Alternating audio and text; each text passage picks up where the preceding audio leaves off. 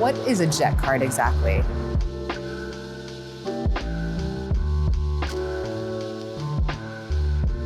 Well, a jet card is like a debit card. Most jet cards are prepaid, so you're funding an account. You're putting in $100,000, $200,000. Sometimes they're sold in hours, 25 hours, 50 hours. And the pricing can vary. So some offer dynamic pricing, which would be just like calling a broker or an operator and getting a quote.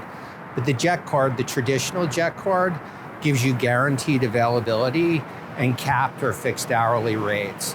So you give them the $200,000, you know that your rate for a light jet is X and your rate for a mid-sized jet is Z. And as long as you book at least 48 or 72 hours before, that's your costs. And what they do is they take the money out of the account or the hours as you fly.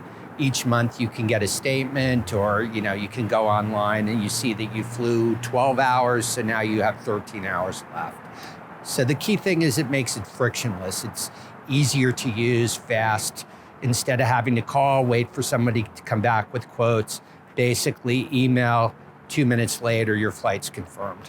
But also jet cards, quite a few of them offer what they call guaranteed recovery. So if your flight gets canceled, there's a mechanical, the pilot gets sick, the company gets you a recovery aircraft at no additional charge. So if you're chartering on a one-off basis, typically you get a requote. If it's on that same day, you might end up having to pay a few $1,000s, 50% more. The other thing too is jet cards, some of them, they include guaranteed Wi-Fi, guaranteed pets.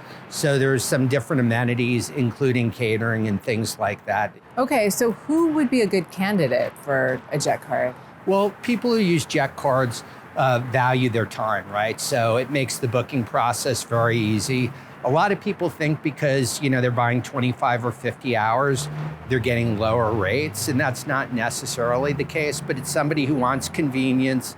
It's somebody who wants guaranteed availability, that they know as long as they're booking 72 hours before and it's not a peak day and it's within the primary service area. So there are different rules and regulations. These contracts go on for dozens of pages, but they know as long as that they're booking within the parameters, done, they don't have to go back and forth. Okay, great. And is there anything that people should watch out for? Like, is there too good to be true jet cards? And how do you know that the company will still be around?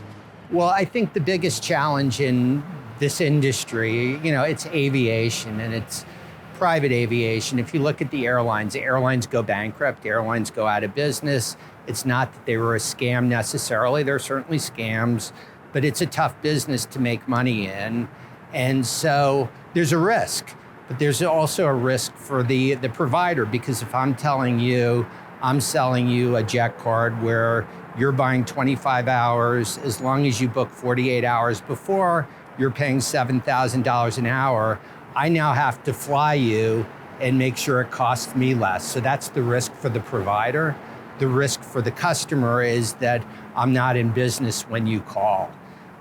Some providers do offer escrow accounts, very few, but that takes away a bit of the benefit, because now instead of just that easy booking process, they have to get your signature, you got to get the money released from the bank. So it sort of goes back, and you don't have the same time savings and frictionless experience. Yeah, okay.